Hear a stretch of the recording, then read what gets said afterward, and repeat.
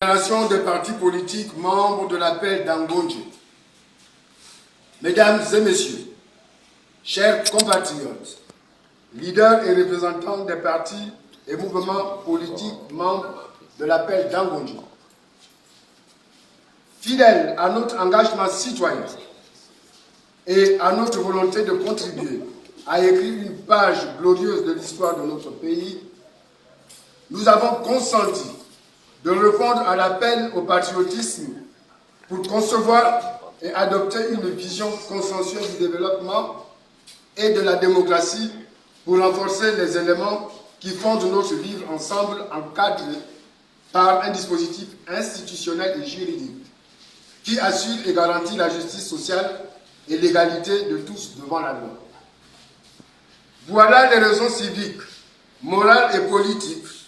qui nous ont conduits à répondre favorablement au dialogue national inclusif convoqué et initié par le président du CTRI, président de la transition, président de la République, chef de l'État, le général de brigade Brice Clotaire Oligui Nguema. Au terme des travaux du dialogue national inclusif, le rapport général a été présenté au président de la transition en présence du président de la République centrafricaine, président en exercice de la CAC et médiateur désigné par le chef d'État de la CAC et de l'Union africaine pour suivre le respect du chronogramme des étapes de la transition militaire au Gabon. C'est dire l'importance accordée aux résolutions du dialogue national pour la réussite de la transition et le retour à une gouvernance civile telle qu'annoncée par le CTRI. Si nous avons à nous féliciter du climat qui a prévalu pendant les travaux et de la qualité des propositions émises dans les commissions qui ont examiné les questions sectorielles des politiques publiques et sociales, nous sommes cependant amenés à marquer notre embarras face à certaines résolutions proposées par la commission politique, notamment celles relatives à la suspension des partis politiques et à l'obligation pour tout candidat à l'élection présidentielle d'être né de père et de mère gabonais. Sans méconnaître les graves violations dont fait montrent celles et ceux qui, du fait de leur fonction dans les cabinets du président Omar Bongo et de son successeur Ali Bongo et d'un nombreux gouvernements de ces 30 dernières années qui ont déstructuré l'État et conduit notre nation au bord du gouffre, nous exposant à la honte et à l'ignominie face aux nations, l'exigence de confondre et de punir les fossoyeurs de la République devrait également conduire à une enquête pour déterminer les responsabilités de tous ceux qui, sachant l'incapacité d'Ali Bongo, Ondimba, après son AVC, à exercer la fonction de président de la République, ont employé divers stratagèmes pour ne pas déclarer la vacance du pouvoir et poursuivre leur œuvre de mise en coupe pour régler de l'État pour leur seul intérêt égoïste, en abandonnant le pays aux mains d'apprentis sorciers et d'entrepreneurs politiques sans foi ni loi. Comment ne pas comprendre la colère légitime de nos compatriotes qui, à leur cri de détresse, n'ont eu comme réponse que mépris et indifférence? Comment ne pas compatir à la douleur des familles meurtries par la violence d'une politique qui les a déshumanisées et exposées à la précarité? Comment ne pas comprendre l'indignation des Gabonais devant les hordes d'expatriés qui se sont emparés des leviers de l'État jusqu'aux fonctions les plus stratégiques? Qui peut ne pas comprendre le sentiment de révolte des Gabonais face à la fameuse légion étrangère et à leur enrichissement personnel exponentiel, résultat des détournements des fonds publics? Comment ne pas vouloir se renfermer et durcir davantage les conditions d'attribution de la nationalité quand on a frôlé le pire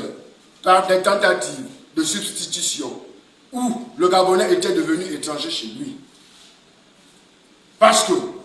nous ne voulons pas oublier, parce que nous ne pouvons pas ignorer la souffrance des orphelins, des veuves et des familles qui ne peuvent faire le deuil, parce que les cœurs sont toujours en larmes. Oui, nous devons rendre des comptes et payer le prix de notre forfaiture. Oui, les têtes doivent tomber. Oui, les coupables, les vrais, doivent se repentir,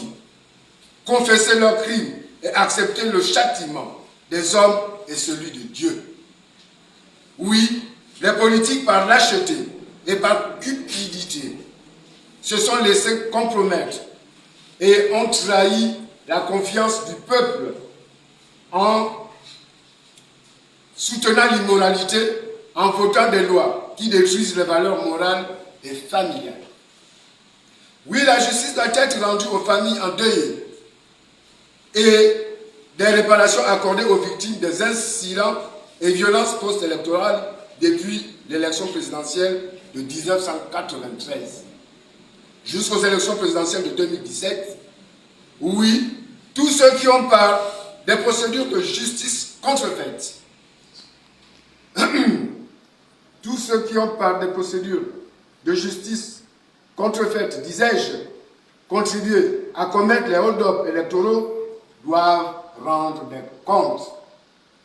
Oui, il est clair que les Gabonais ne veulent plus de ces politiques trompeurs et corrompus.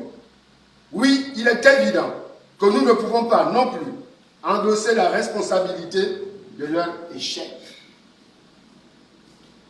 Oui, nous ne voulons pas de cet héritage politique. Oui, il est clair que tout est à refaire. Toutefois, au nom des principes et des valeurs universelles de la République et de la démocratie, nous ne pouvons pas exprimer notre gêne de constater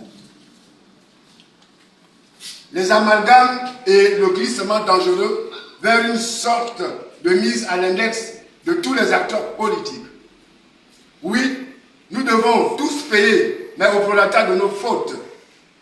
Mesdames et messieurs, les recommandations formulées par nos compatriotes à l'encontre des hommes politiques mettent en évidence le profond malaise social et la rupture du lien citoyen. Il nous faut donc nous saisir de cette alerte pour agir et rétablir la confiance entre la classe politique et les citoyens. Les recommandations du dialogue national ne sont pas un passage à la guillotine. Elles nous offrent l'opportunité de nous replonger dans un exercice de fouille mémorielle pour nous poser la seule question qui vaille. Au moment où nous abordons un tournant décisif de la vie de notre pays, que l'histoire retiendra comme ayant été l'acte majeur de la transition, le succès ou l'échec de cette transition repose en grande partie sur la capacité du CTRI à nettoyer les écuries d'Augias. Les coupables, les vrais, sont connus de tout le monde et le général président sait mieux que quiconque quels sont ceux qui doivent se tasser. Un proverbe bien de chez nous dit qu'on ne cherche pas des poux sur la tête d'un chauve. En effet, étendre la responsabilité du chaos dans lequel se trouve notre pays à tous les partis politiques apparaît comme une subtile manœuvre de vouloir laisser s'échapper les véritables coupables. Charles Pasqua appelait cela créer une affaire dans l'affaire pour embrouiller et conduire tout le monde à l'abandon. Nous voici une nouvelle fois face à nos responsabilités devant les nations, devant l'histoire et devant Dieu. Le dialogue national inclusif terminé, nous pouvons nous demander: sommes-nous prêts à nous sacrifier à l'autel de Gabon d'abord? Allons-nous enfin agir? Allons-nous enfin agir, disais-je, pour faire émerger l'état de droit et la République. Pouvons-nous enfin nous regarder et regarder ensemble vers la même direction pour voir se lever une aurore nouvelle et vivre un nouveau Gabon? Sommes-nous parvenus à notre essor vers la félicité? Ou alors avons-nous davantage amplifié nos égos et soif de pouvoir, comme cela a souvent été le cas? Mesdames et messieurs, face à toutes ces interrogations, les partis politiques membres de l'appel d'Angojé se joignent à l'ensemble des Gabonaises et des Gabonais pour dire au président du CTRI, le président de la transition, président de la République, chef de l'État, le général de brigade, Brice Clotaire Oligui Nguema, que si la prise de pouvoir a été un acte de courage, les résolutions du dialogue national inclusif doivent constituer l'acte par lequel vous consacrerez à jamais la rupture avec le régime Bongo, PDG et le système mafieux de la France-Afrique. Monsieur le Président du CTRI, Président de la Transition, Président de la République, chef de l'État, à travers les contributions soumises par les citoyens gabonais, vous savez maintenant quelles sont leurs attentes sur le plan de la gouvernance politique, de la gestion des ressources de l'État, de l'application de la loi et de la justice, avec les assises nationales inclusives qui ont été le cadre laboratoire pour établir la concordance entre la volonté populaire et l'armature juridique et institutionnelle du Gabon, nouveau, voulu par tous les Gabonais. Vous avez en votre possession la lampe qui doit vous guider et vous éclairer pour sortir le Gabon du labyrinthe sombre dans lequel les perfides sorciers qui sèment le poison et répandent la division l'ont placé.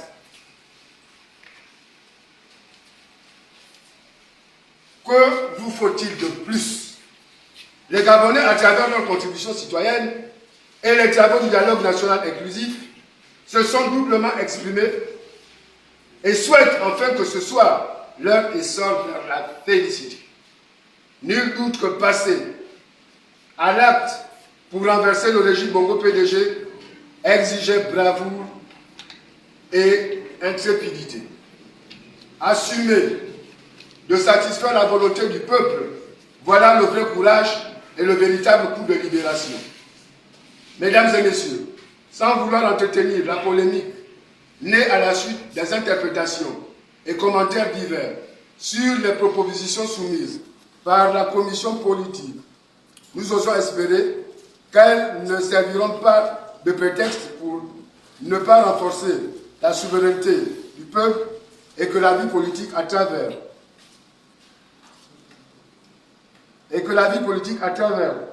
les partis politiques ne subira aucune entorse ni limitation et qu'un seul objectif guidera le président de la transition dans l'exécution diligente des recommandations du dialogue national inclusif, le Gabon au Gabon. L'intérêt et l'attention accordée aux résolutions concernant la durée de la transition, du choix du régime politique, du mandat présidentiel et de sa durée, de la création et de l'existence des partis politiques montre la volonté des Gabonais de rompre avec une caste de politiques avives et corrompus. Et il ne devrait cependant pas être une raison pour verser dans les jugements hâtifs et les conclusions populistes et fantaisistes, mais un appel urgent de voir émerger des hommes et des femmes visionnaires, engagés et ancrés dans nos valeurs éthiques et morales, promptes à hisser et à maintenir le Gabon au standard des démocraties véritables. C'est la circonstance pour nous de rappeler que les partis politiques sont indispensables à l'expression démocratique et à la manifestation d'une vie politique citoyenne. Aucun régime ou système politique dit démocratique ne peut s'interdire ou s'exclure de l'apport des partis et mouvements politiques. Le discours tendant d'à faire croire que tous les partis politiques sont responsables du chaos institutionnel, économique et social, conséquence de la mauvaise gouvernance et des dérives intervenues à tous les niveaux de la gestion de notre pays, est tout simplement une manœuvre insidieuse menée par tous ceux qui, par divers artifices, tentent de maintenir l'ordre ancien par la stratégie du tout bouge, mais rien ne change. Comment effacer de nos mémoires le souvenir de lutte politique pour la restauration des valeurs morales et républicaines menées par tant d'hommes et de femmes qui ont voué leur existence jusqu'au sacrifice de leur vie pour l'instauration de l'état de droit? Comment ne pas se souvenir du requiem testamentaire et aveu de culpabilité de celui qui a instauré, développé et entretenu les pratiques et les habitudes qui ont avili, travesti et ôté toute crédibilité au discours et à l'homme politique,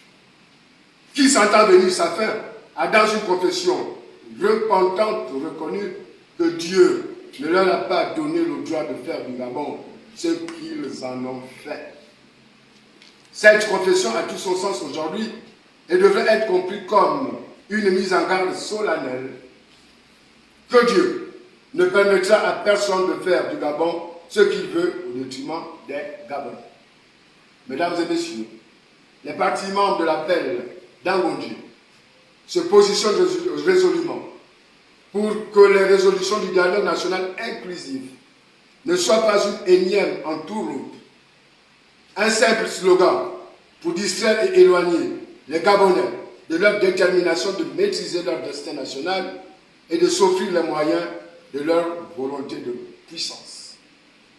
Les conclusions auxquelles sont parvenus les participants du dialogue national inclusif doivent constituer la matrice du Gabon nouveau, la porte d'entrée de l'histoire glorieuse de notre nation. Aussi, les partis politiques membres de la paix d'Angondji s'engagent-ils à maintenir et à faire évoluer leur collaboration dynamique tout au long de la période de transition? Les partis membres de la paix d'Angondji exhortent le président de la transition, le général de brigade, Brice Clotaire Olédi Nguema, à rester fidèle à son discours lors de sa prestation de serment de restaurer les institutions et de revenir à une gouvernance civile à la fin de la période de transition. Les membres de la paix d'Angondji se constituent en comité de suivi des actes et résolutions du dialogue national inclusif. Les membres de la paix d'Angondji ne sont pas favorables à un renouvellement du gouvernement de transition. Les membres de la paix d'Angondji encouragent le président de la transition à poursuivre les politiques publiques de développement initiées pendant la transition, notamment dans le secteur de l'eau et de l'électricité. Les membres de la paix d'Angondji mettent à profit cette circonstance pour féliciter le président de la transition, président de la République,